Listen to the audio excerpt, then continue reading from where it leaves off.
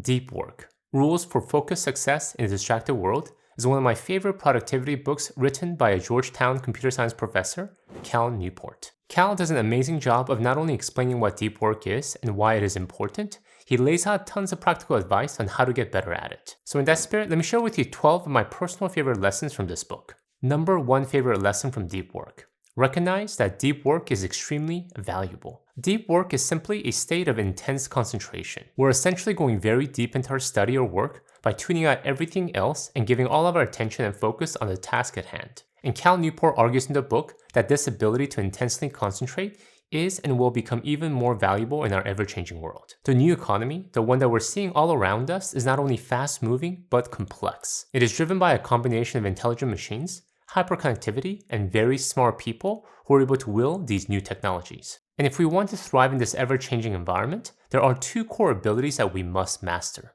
1, the ability to master hard things. This is important because the new economy is a world of constant change. Technologies that felt like science fiction just a couple of years ago are now obsolete, and we're constantly needing to upgrade our skills. Just a decade ago, knowing how to create financial models using Excel spreadsheets was a key skill I had to master working in corporate finance. 5 years later, I had to learn how to create the same projections using cloud-based software. And who knows, 5 years from now, companies will be using AIs to run financial scenarios, and the only people who will keep their jobs will be those who know how to use these AI machines. The second ability to thrive in the new economy: the ability to produce at an elite level, in terms of both quality and speed. You have to convert that new skill into an output. It's not enough that I know how financial modeling and AI machines work. I have to combine them to produce accurate financial forecasts. Just kidding. There's no such thing as accurate financial forecasts, just ones that make executives feel good about the future. Regardless, the ability to produce high-quality products and output will be crucial in the new economy. And Cal argues that deep work will help to cultivate these core abilities, which I wholeheartedly agree. I have personally experienced the effectiveness of deep work in helping me to learn hard things quickly and produce high-quality work. To produce at your peak level, you need to work for extended periods with full concentration on a single task, free from distraction. Number 2 favorite lesson from deep work: recognize that deep work is not only valuable, but is also extremely rare. So you might be thinking, if everyone knows deep work is valuable, wouldn't that diminish its value because everyone will embrace deep work? Well, like how knowing how to save money doesn't equate to actually saving money, it's the same when it comes to deep work. Cal lays out a few work-setting trends to show why this is the case. 1, many companies these days are embracing the open office concept versus the walled-off cubicles that we're used to from the 90s. In 2012, Facebook unveiled the largest open floor plan in the world when it made 3,000 employees work over a 10-acre expanse with movable furniture pieces. The thought was that the open office concept would enable natural collaboration and coordination.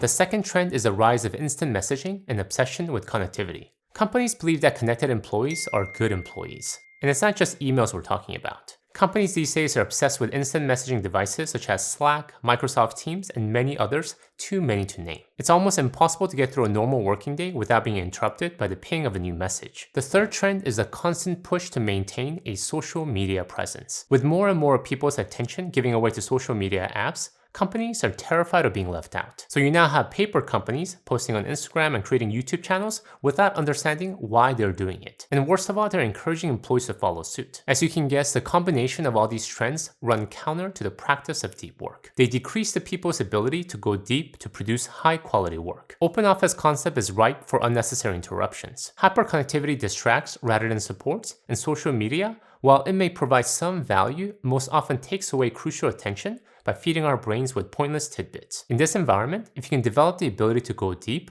you're really standing a mile apart from everyone else. While everyone else is distracted, you can go deep, master hard things, produce super high quality output, and reap the reward. Number 3 favorite lesson from deep work: recognize that deep work is, in addition to being valuable and rare, is also very satisfying. This is another lesson I wholeheartedly agree with based on personal experience. Work filled with a lot of distraction is not satisfying. You feel like you put out a lot of fires, but nothing to show for at the end. You had a bunch of chats with a bunch of people. You sent out a bunch of emails because your inbox was full. And you replied to a bunch of Slack messages because your coworkers had so many random questions. But at the end of the day, what did you really accomplish? Did you learn anything new and hard? Did you produce high quality output? Most often, a day filled with distractions leave you feeling empty and unmotivated. A workday driven by the shallow, from a neurological perspective, is likely to be a draining and upsetting day, even if most of the shallow things that capture your attention seem harmless or fun.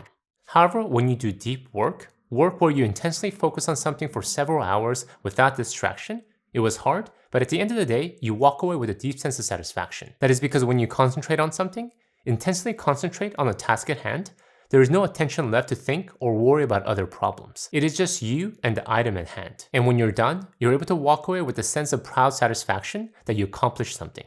You learned a hard subject or you produced high quality work. The best moments usually occur when a person's body or mind is stretched to its limits in a voluntary effort to accomplish something difficult and worthwhile. Alright, you might be saying at this point, I get it, Tay. You convinced me. I see that deep work is valuable, rare, and satisfying at the same time. It can help me find career success and in turn, help me make a lot of money. But how to actually do deep work? Which leads to the next lesson. Number 4 favorite lesson from deep work. Want to get better at deep work? Get good at ruthlessly prioritizing. Cal Newport calls it wildly important, but the concept is pretty much the same. Most often the roadblock to going deep into a single topic or a project is because we're distracted by the many. I understand that if I want to complete this projection model well, I need to ruthlessly focus. But how can I when I have that PowerPoint presentation I need to work on and that white paper I need to complete? Well, unless you can clone yourself, you have to make trade-offs. Despite how much we wish we can do 2 or 3 things at once, if we want to do high quality work, we have to ruthlessly prioritize. The more you try to do, the less you actually accomplish. So identify a small number of projects or tasks that you really want to do well on, and harness all your energy to go deep in them. Which means you also have to be willing to let other things drop off your plate or get rescheduled for a later date. In talking about prioritizing, do you know what else you should prioritize so you can focus on deep work? A great online bank to hold your money. Thus, I'm excited to share with you a great online bank option, SoFi and their checking and high yield savings account. Not only do they offer excellent competitive rates, you pay no account fees, you can earn up to $250 when you sign up and set up direct deposits, and access additional FDIC insurance up to $2 million.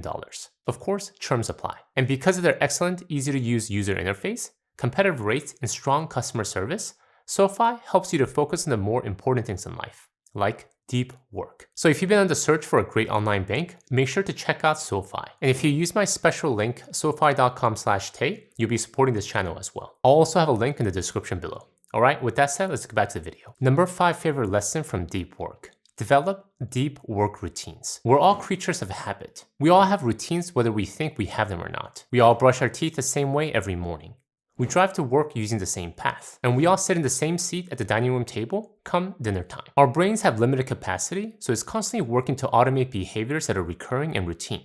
So fit deep work into that routine. Don't rely on good intentions and motivation to get into deep work mode. Add deep work routines to our working life so we don't have to think about spending our limited willpower to transition into a state of unbroken concentration. For me, my best deep work times are in the morning after I've taken the kids to school. Usually between 8 to 12 is where my brain is optimally right for intense concentration. So I do my best not to schedule any meetings or get distracted by shallow work during that window. That is when I can delve deep into trying something hard like learning a new concept or do hard work like writing.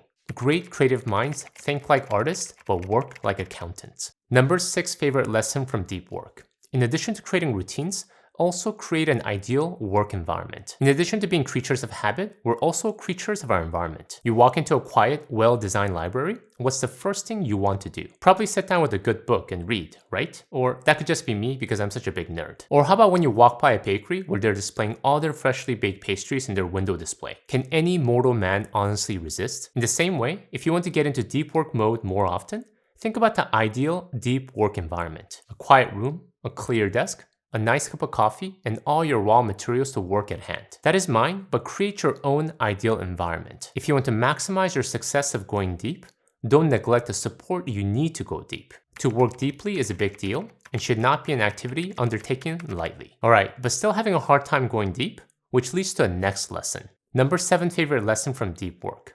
Learn to effectively manage email. Think hard about your relationship with email. How often do you check your inbox? If you're a weak-minded mortal like me, the chances are way more than you like. But in today's connected world, email is one of the biggest culprits in keeping us from being able to go deep in something. So learn to manage your relationship with it. We don't have to go this far, but here's an extreme example of how far some high performers are willing to go in order to manage email in order to get more important work done. Donald Knuth, a famed computer scientist from Stanford, cares so much about deep work that when you visit his website, instead of finding his email address, you'll discover the following: I have been a happy man ever since January 1, 1990, when I no longer had an email address. I use email since about 1975, and it seems to me that 15 years of email is plenty for one lifetime. Email is a wonderful thing for people whose role in life is to be on top of things, but not for me. My role is to be on the bottom of things. What I do takes long hours of studying and uninterruptible concentration. A quick reminder before we move on to the next lesson. Make sure to download your free one-page PDF companion guide that goes along with this video. It has everything I'm covering in a simple to digest one-page format. I know many of you guys like to have a printed copy of lessons in addition to hearing them. So go to the link I'll have in the description below to download your free copy. Number 8 favorite lesson from deep work. Minimize social media. Cal Newport goes as far as saying quit social media. Now, I won't go that far given you're probably watching this on social media, and without it, I wouldn't have a platform. The key is to effectively manage its usage like how you do with email. The social media algorithm is designed and engineered to be addictive. They need it to be addictive because that's how they make their money. And I'm not trying to villainize these app creators, just trying to state the facts. Some cars are designed to go really fast. But for responsible drivers, we know when to push the pedal and when to not. In the same way, social media can be a great tool to share message and connect. However, if we allow the algorithm to mindlessly drive our consumption behavior, we'll always be in a state of attention fatigue and burnout, none of which are good for going deep. Number 9 favorite lesson from deep work. Pursue analog entertainment. Most of us default to the internet to entertain ourselves. Catch up on the latest show on Netflix. See what's new on Reddit. See what's new on Instagram. Now again, there's nothing wrong with these sites. The issue is how we unintentionally allow these sites to consume our attention. In the line of addictive nature of social media, many entertainment-focused sites are designed in the same way. Once you land on their page, they want to keep you there as long as possible. So they tease you with another episode or another eye-catching post or an image. Whatever it takes to keep you there as long as possible. And as mentioned earlier, regarding how we're creatures of habit, the more we get used to letting the internet entertain us anytime and any place, we'll become accustomed to it and even learn to crave it. Not to mention the devastating effect it will have on our ability to go deep. So pursue an analog entertainment activity. Let that be the default activity you fall back on so you can go deeper more often. The number 10 favorite lesson from deep work. This one is a bit extreme, but one of my favorites. Schedule every minute of your day. We spend much of our day on autopilot, not giving much thought to what we're doing with our time. This is a problem. When we don't know what we're spending our time on, how can we effectively prioritize? How can we dedicate time for deep work? What I personally like to do is the night before, update my calendar so I fill in every empty space in my calendar for the following day. When I'm going to feed the kids breakfast, when I plan on taking them to school, when I plan on doing deep work, when I plan on exercising. Now, as the day unfolds, if things are taking a bit longer than anticipated, or I just can't find the motivation to do something, I move things around. But when I can block out my calendar with tasks the night before, it helps me to identify my priorities as well as telling me when I need to work on them. Alright, Tay, you might be thinking at this point, this all sounds great, but at the same time, so exhausting. And you're right, which leads to the next lesson. Number 11 favorite lesson from deep work. Practice regular shutdown. Because deep work is so hard and mentally taxing, practicing regular shutdowns is crucial. We're humans, not robots, so in order to function at our optimal level, we need effective downtime to recharge. A 2008 study that appeared in the journal Psychological Science showed that people who walk through a quiet wooded path versus people who walk through a busy bustling city center performed up to 20% better on a task. This was because walking through nature enabled the subject a chance to replenish. There was no busy street to distract, but at the same time, enough interesting stimuli such as the sunset to keep one occupied on the walk. Thus, subjects came out more replenished and were able to concentrate better when given tasks afterwards. So just because deep work is important, don't think you have to be doing it at all times. That is actually counterproductive because you can't sustain it for a long period of time. When you work, work hard. When you're done, be done. Number 12 favorite lesson from deep work.